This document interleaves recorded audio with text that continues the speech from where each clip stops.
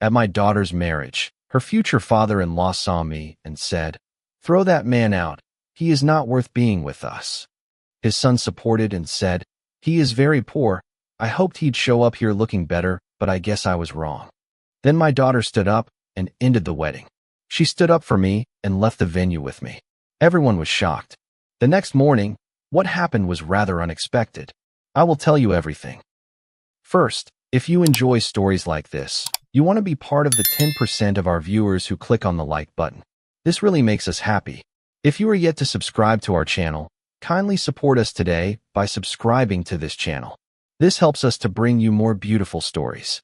It will be great to tell us where you are watching us from in the comments section. Now let's get into the details of the story. I always knew I wasn't the man they expected to see standing beside Maya on her wedding day. I was her father, yes, but I never quite looked the part. Not in their world, anyway. The invitation said formal, and I had done my best. My old charcoal gray suit had been sitting in the back of my closet since her high school graduation, and I'd worn it that day with pride. It didn't fit like it used to. The sleeves hugged tighter around my shoulders, and the pants had gathered a permanent wrinkle near the cuffs. But I'd pressed it, cleaned it, and put it on like armor. I didn't walk into that hall to impress anyone. I walked in to see my little girl take the next step in her life. That should have been enough. The wedding was being held in one of those grand, chandelier-draped hotels downtown, where everything sparkled just enough to make people forget the real world outside. The walls gleamed with soft cream and gold accents, and the air smelled faintly of roses and wealth. I kept to the back, avoiding too much attention, careful not to touch anything that looked like it might cost more than my car. Maya hadn't seen me yet. She was still upstairs getting ready, her final moments as someone's daughter before becoming someone's wife. I had rehearsed a few words to say to her when I got the chance.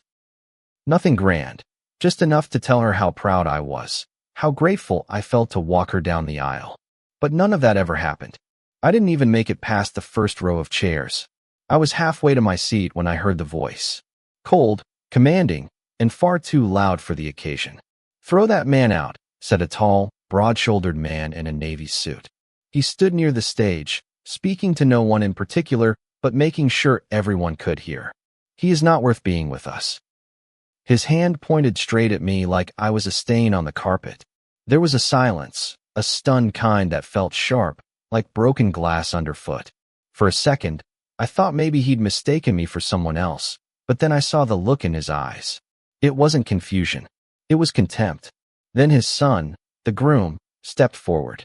I'd met him before, Ryan. A polished, well-educated man with the kind of smug smile that always made me wonder what he was hiding. He looked me up and down, then turned to his father and said, loud enough for all to hear, "I was hoping he'd show up here looking better. Guess I was wrong." That did it. The whispering started. Guests shifted uncomfortably. Some turned their eyes away.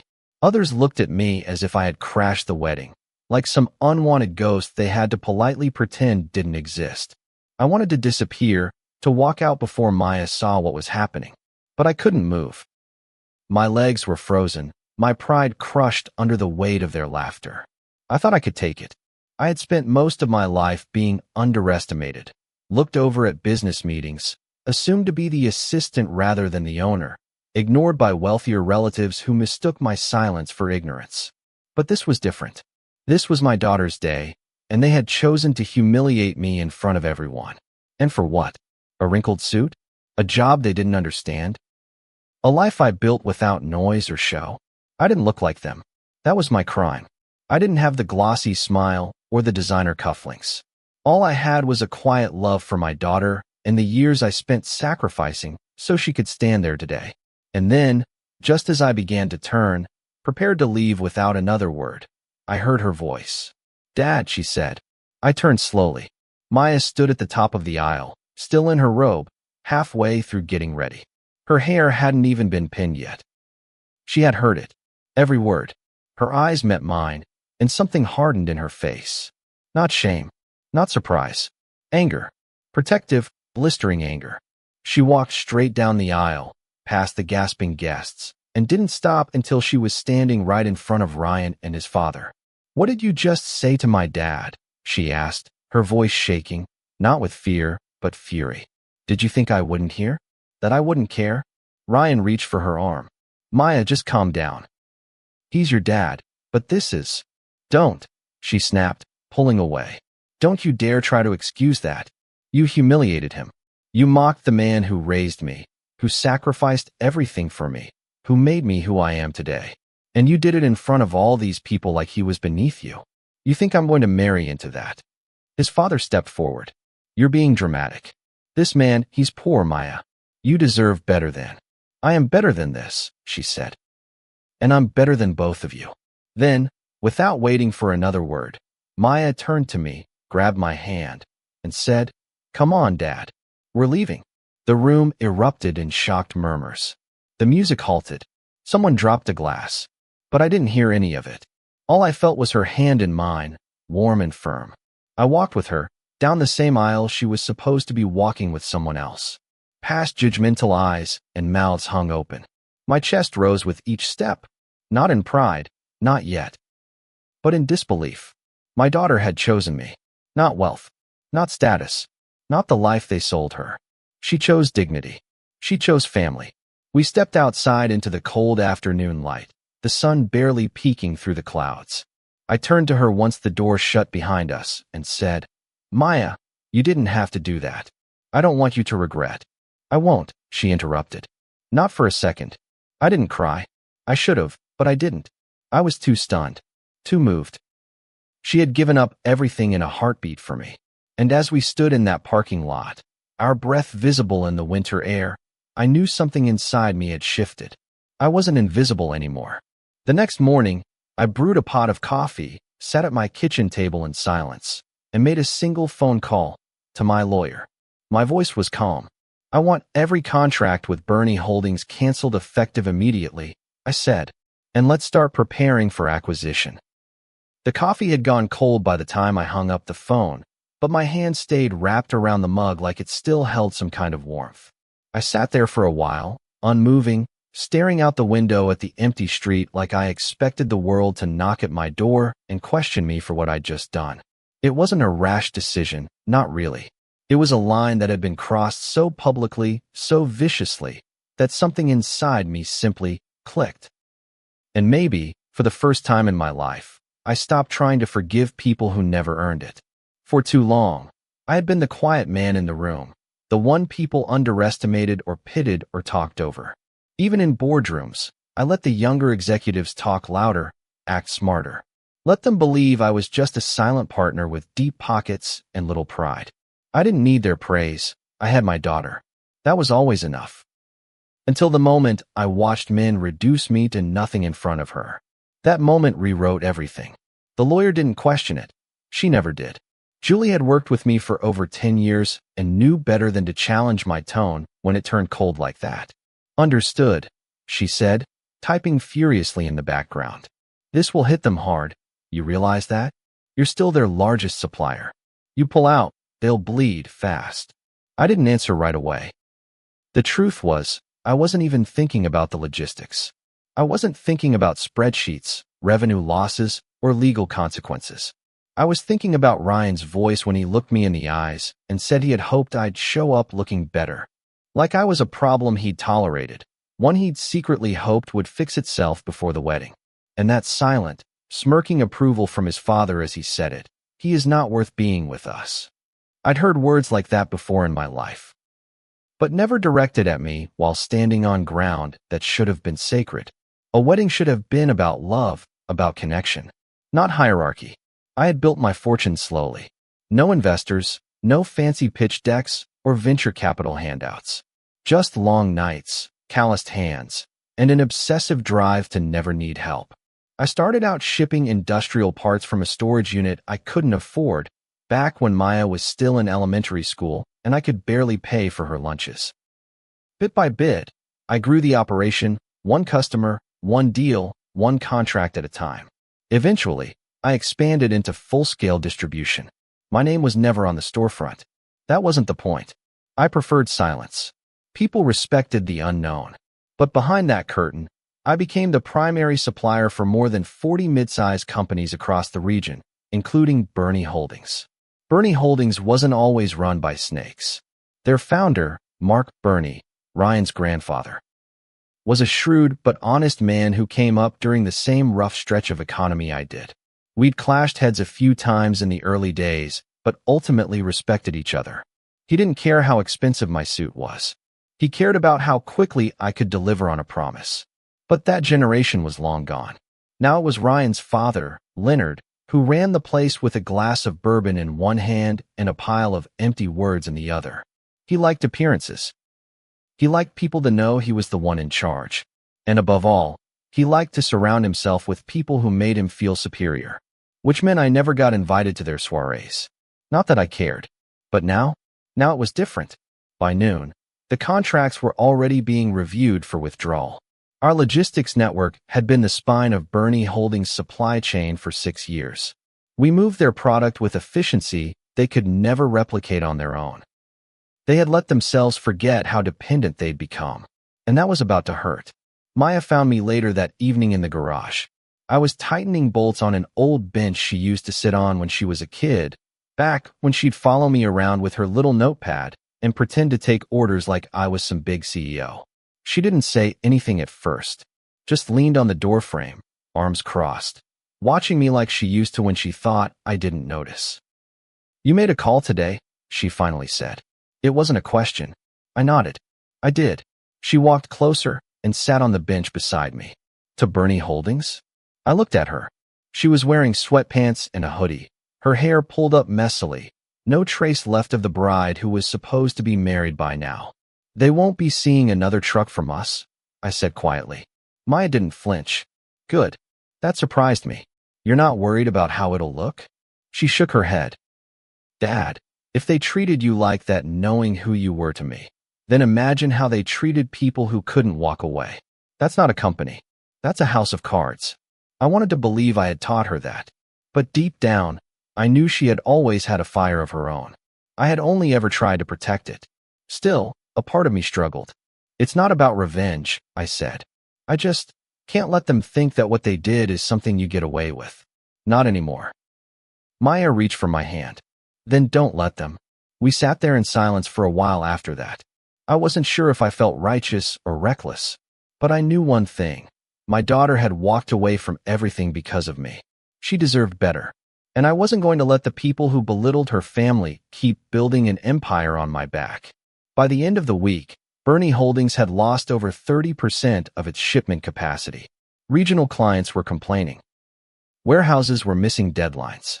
They tried outsourcing to smaller vendors, but no one could match our network.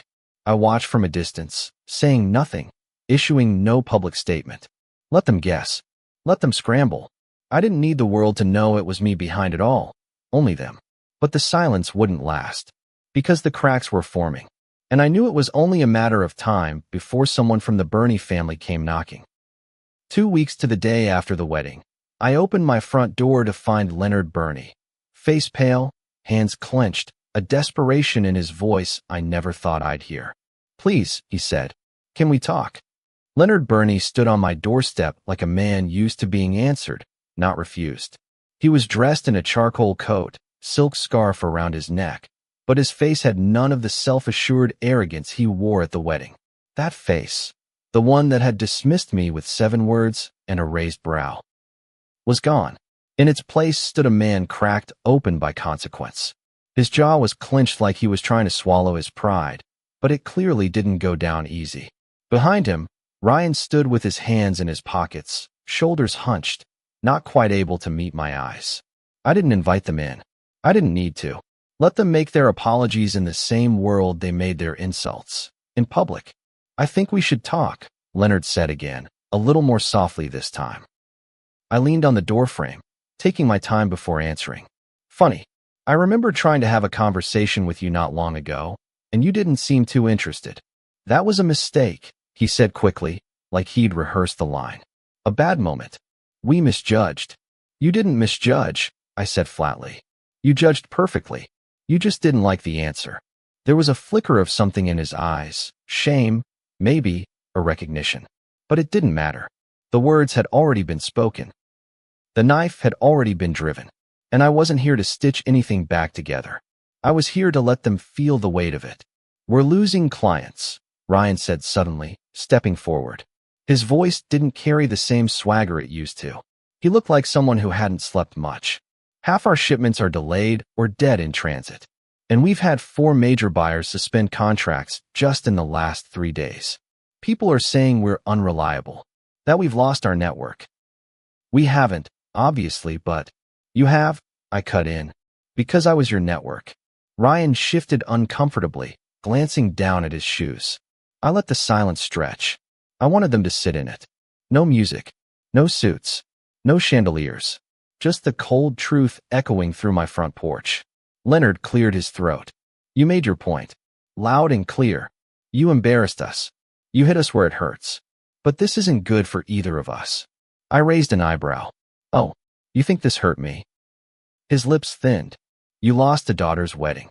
I laughed then, not loudly, but it came out sharp, edged with something I hadn't released in weeks. No, I gained something. I gained the truth. I gained the knowledge that I didn't raise a daughter who could be bought or bullied. You think this is about business? No, this is about respect. You made a public spectacle out of demeaning me, her father, on the most important day of her life. And you want to sit here now and act like it was just a bad day at the office. They didn't respond. I built my company brick by brick. I continued, my voice rising just enough to carry. I never asked anyone for a handout. I stayed out of the spotlight because I wanted peace, not power. But don't mistake silence for weakness. You made me your enemy, Leonard. Not because of a deal gone bad, but because you decided a man wasn't worth respect unless he wore the same suit as you. Leonard exhaled and looked away, his shoulders slumping. The words hit. I could see it in the way he shrank slightly, like someone who realized the storm wasn't going to pass just because he asked nicely. Ryan still said nothing. I'd like to fix this, Leonard finally muttered. No, I said. You'd like to survive it. He looked up, startled, and I stepped forward. You have 2 options, I said quietly. You walk away from this house, let your company rot, and pretend this was just a bad season you couldn't recover from. Or, I paused here, letting the weight of the next words hang. You sell it. To me. The silence was deafening. Ryan finally looked up, eyes wide. What? He said, stunned. You heard me. I said. I want Bernie Holdings. And I want it clean. No fancy tricks, no shadow buyers, no valuation games. I know what your debt looks like. I know what your contracts are worth post-cancellation. You're 2 quarters from a fire sale. Sell it to me, or let it die. Leonard looked like he had swallowed poison. You destroy the legacy of 3 generations for what? For pride. No, I said, smiling faintly. For my daughter. They left soon after, hollow and stunned, promises of needing time and space to consider terms. I didn't rush them. The terms weren't going to change, and I knew they'd come crawling back soon enough. Desperation always found its way home. That night, Maya and I had dinner like any other evening. She made stir-fry, I poured us both glasses of iced tea, and we sat at the same small table we always had. She hadn't asked me about the visit yet, but I could tell she knew something had happened. She watched me carefully between bites, waiting for me to break the silence. They came, I finally said. Her eyebrows lifted, but she didn't look surprised. Really? Leonard and Ryan showed up on the doorstep looking like ghosts. What did they want? Forgiveness, in the form of a lifeline. They're losing their company. Fast. She sat back in her chair, fork paused midair. So what did you tell them? I smiled. That they could sell. Or sink. She stared at me for a long moment. Then, slowly, her lips curved into a smile that was both sad and satisfied. You really did it. I nodded. You gave up everything for me, Maya. There are some things a father never forgets. And I don't want you starting your next chapter with a memory of shame. I want you to start it standing tall. She didn't speak after that, just reached across the table and squeezed my hand. And for the first time since the wedding, I felt something lift off my chest, a weight I hadn't even realized I'd been carrying. A week later, the paperwork was finalized. Bernie Holdings was mine. And as I looked across my desk at Maya, I slid the documents toward her and said, "This company is yours now. All of it. A gift, from a father you refused to abandon. I'd always imagined that when I handed over the reins to someone, it would be in a boardroom, under harsh fluorescent lights, with a firm handshake and a crowd of skeptical executives watching. But when I slid the folder across my desk to Maya, it wasn't ceremony that filled the air, it was silence. The kind of silence that follows the breaking of something sacred and the quiet rebuilding of something stronger. She didn't open it right away. Her hand rested on the folder like it carried more than legal ownership, more than a balance sheet. It carried the cost of love, of loyalty, of choosing blood over comfort. That folder didn't just contain a company. It carried the weight of everything she'd walked away from, and everything I was now giving her in return. She looked at me, eyes steady, not a trace of hesitation in her expression. "Why now?" she asked softly, though I knew she already understood. "Because you proved something most people never do," I said. "You didn't just stand up for me. You walked away from a future you'd planned for years. Not for some scandal, not for some lie, but because you saw the truth of who they were. That's not weakness, Maya. That's strength. And that strength deserves more than applause. It deserves a legacy." She opened the folder slowly, flipping through the documents in silence. Her lips moved slightly as she read the details. The transfer of ownership, the acquisition terms, the clauses I'd carefully structured to protect her from the debts I'd absorbed. I had taken the hit so she could start clean. Let them remember my name as the one who took it from them, but let her name be the one that rebuilt it. She paused at one page, her fingers resting gently on the corner. "You bought it in full," she said, more to herself than to me. "Yes. You didn't have to do that. You could have let them sink." I thought about it, I admitted, but I realized something. Letting them fall would have been satisfying, for a moment. But giving it to you? Letting them know their legacy now rests in the hands of the woman they tried to humiliate? That's something that lasts. Her eyes glistened, but she didn't cry. She never had been one to weep when the moment called for clarity. Instead, she closed the folder and placed it in her lap. For a while, she didn't speak, and neither did I. Sometimes words aren't needed to mark history.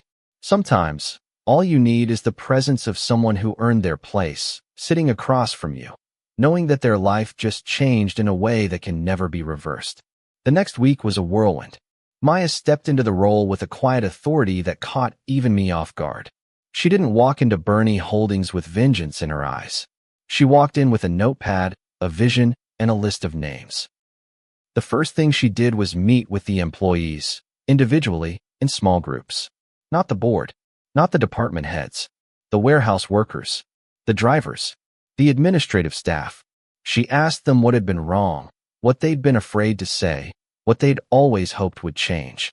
And they told her. They told her everything. Because unlike the men who came before her, Maya listened like someone who wasn't pretending to care. I sat in the background for most of it, watching with a sense of pride I hadn't known I was capable of. She moved like she belonged, like this company had always been hers, and the past few years had just been a detour. She renamed departments, rewrote vendor policies, reopened supplier negotiations.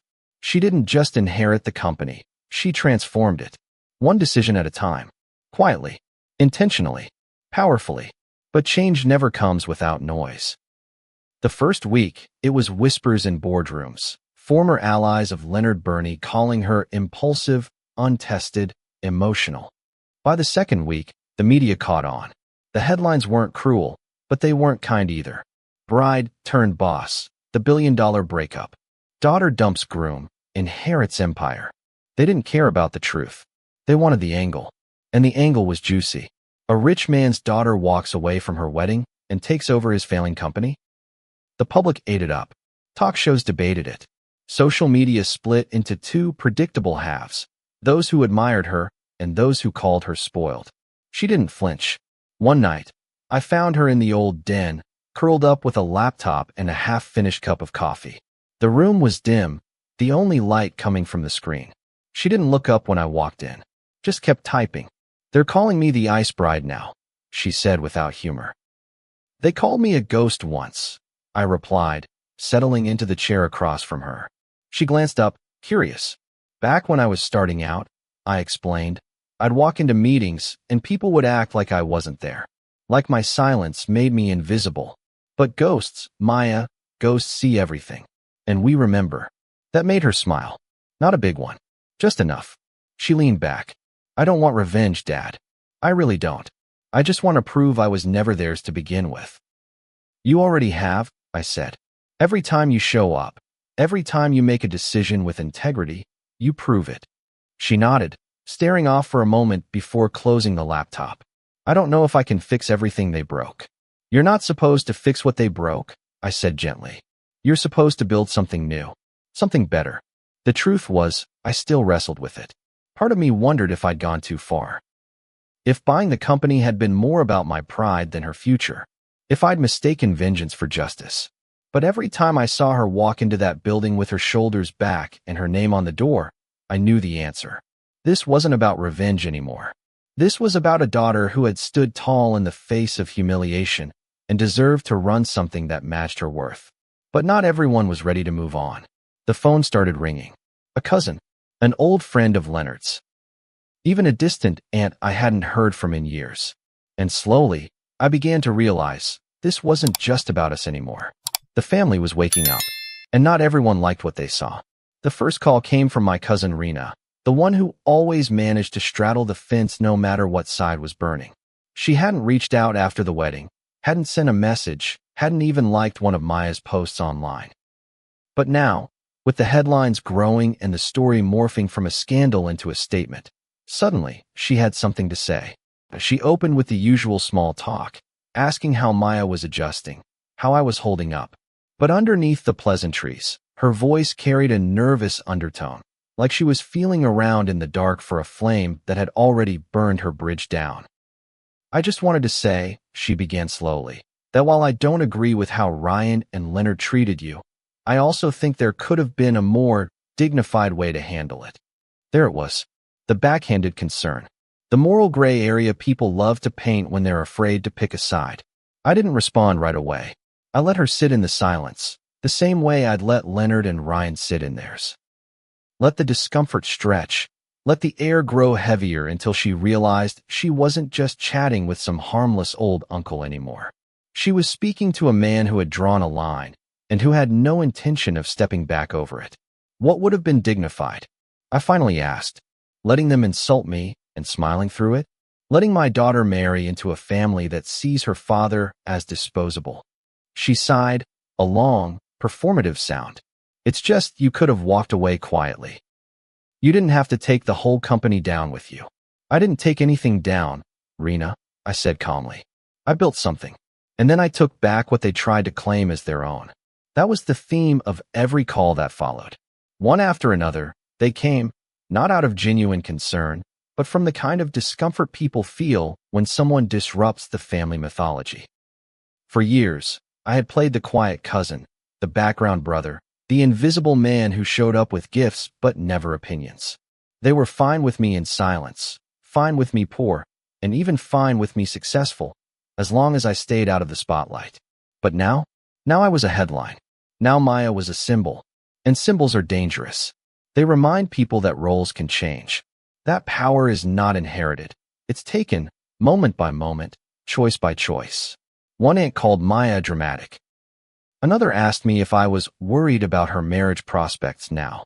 One even dared to say, "You let your personal pride cost her a wedding." That one stung. Not because I believed it, but because for a second, a small, guilty second, I wondered if Maya had thought it too. I wondered if she ever woke up in the morning and looked around at her new empire and still grieved the fairy tale she left behind.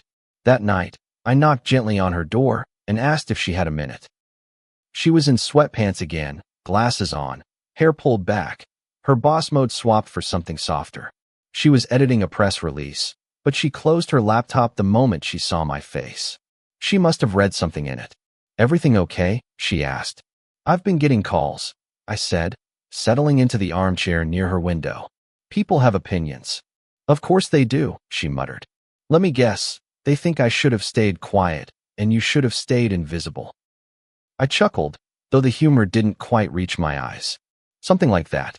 She leaned forward, her elbows on her knees. "You're wondering if I regret it." I looked at her then, really looked at her. This woman, once a child who needed my hand to cross the street, now steering a ship through waves meant to swallow her whole. Do you? I asked. Her answer was immediate. Not for a second. I let that wash over me. I needed to hear it, not for validation, but for reassurance. Because even warriors get tired of holding the sword. I don't regret what we did, she continued. But I do regret that people think standing up for yourself is something that needs to be apologized for. I nodded slowly. They're not used to seeing us loud. She smiled. Then they better get used to it. That's when I realized something I hadn't seen before. This wasn't just about Maya's personal life anymore. This was generational, cultural. A ripple effect stretching far beyond boardrooms and banquet halls. Maya wasn't just taking over a company. She was redefining what strength looked like in our family. And that scared people more than anything. Within a month, we started seeing the deeper cracks. Old clients of Bernie Holdings, once skeptical of the transition, began moving over to Maya's leadership permanently. Not because she begged them, not because we undercut prices, but because she delivered. With consistency, with fairness, with transparency, traits her predecessors hadn't valued. And while the media's obsession with the runaway bride turned CEO narrative hadn't died down, it had shifted. The tone was changing. Less mockery, more intrigue. Less gossip, more respect. Still, there were moments of ache. I'd catch Maya staring at wedding photos we never printed, invitations we never sent. Once, I found her looking at her old wedding dress hanging in the back of her closet, her fingers brushing the lace like it belonged to someone else. She never cried, but sometimes she'd sit a little longer than usual in the silence of her room, as if trying to reconcile two versions of her life, the one she left and the one she chose. One afternoon, I found a small envelope on my desk. Inside was a note, written in her careful handwriting. For everything you gave me, I gave myself the permission to say no. Thank you for teaching me that strength doesn't always wear a smile. I folded the note and placed it in my wallet. It stayed there, right behind a faded photo of us at a county fair from when she was 9, both of us covered in powdered sugar, her grin missing 2 front teeth. The next morning, I got an email from the family's old estate lawyer. Apparently, Leonard's health was failing, and they were requesting a meeting. One final sit-down to make things right. But I knew better than to think apologies ever came without an angle. The message had been written carefully, as if every word had been vetted by a lawyer and a publicist before it reached me. Leonard Burney was requesting a private meeting, not in a boardroom, not in a legal office, but in the sunroom of his estate, the one with the glass ceiling and the white orchids that Maya used to say smelled fake. The wording was gracious, but I could read between the lines. It wasn't about closure. It was about control. Even in sickness, even with his company lost and his public image shaken, Leonard still wanted the last word. I didn't owe him anything. Not a meeting, not a handshake, not even a passing glance. But something told me I had to go. Not for him. For myself. The estate hadn't changed. The circular driveway still curled like a question mark, lined with imported hedges and lamps designed to look antique. I remembered standing there years ago, back when Maya first started dating Ryan, feeling small before I even walked through the front door. That day, the staff barely acknowledged me. Today, one of them held the door open with a bowed head and said, "They're expecting you, sir." Funny how titles change when the paper trail does. Leonard was in a recliner, propped up with cushions, wearing a soft sweater and an expression that teetered between regret and defiance. His color had faded. His eyes were yellowed slightly, his skin loose around the cheeks.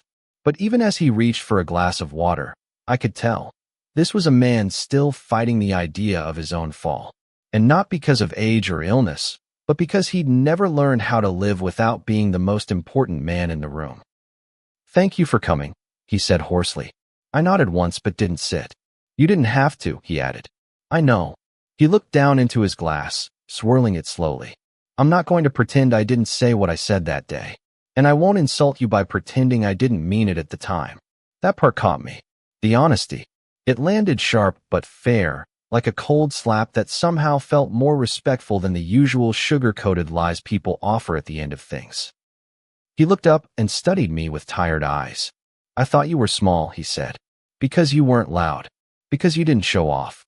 Because you didn't look like us. I waited. Sometimes people try to pour apologies into you just to empty themselves. I had no intention of making it easier for him. But losing everything, he went on, voice weaker now. It made me realize something. I built a family name. You built a legacy. There's a difference. That made me finally sit. I didn't say thank you. I wasn't here for flattery. I just needed to see if the man who looked me in the eye and told me I wasn't worth being with them had ever truly understood the weight of that moment. I've watched Maya, he said quietly.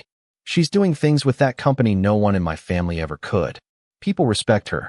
Employees admire her. Clients listen. That's not inherited. That's earned. I exhaled slowly. She's her own storm. He smiled faintly. That she is. There was a long pause. And then the question I knew was coming, the one that had been sitting behind his eyes since I walked in. Do you hate me? I thought about that for longer than I expected. I thought about the wedding. About the humiliated walk down the aisle. About how it felt to be stripped of dignity in front of strangers. And I thought about Maya's hand in mine. About the silence in my kitchen the next morning. About the acquisition papers.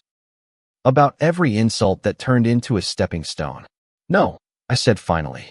I don't hate you, but I'll never forget. He nodded slowly, accepting that. Maybe even expecting it. Do me one favor, he said, leaning back in his chair. Take care of Ryan. I raised an eyebrow. That's not up to me. I know, he said.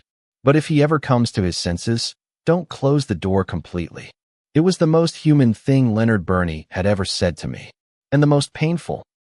Because even now, even facing the end, he still couldn't ask forgiveness for himself. Only for his son. That told me everything I needed to know.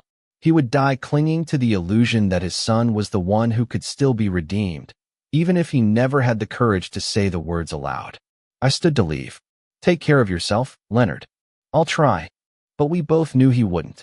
Back home, Maya was waiting. She didn't ask how it went. She didn't need to.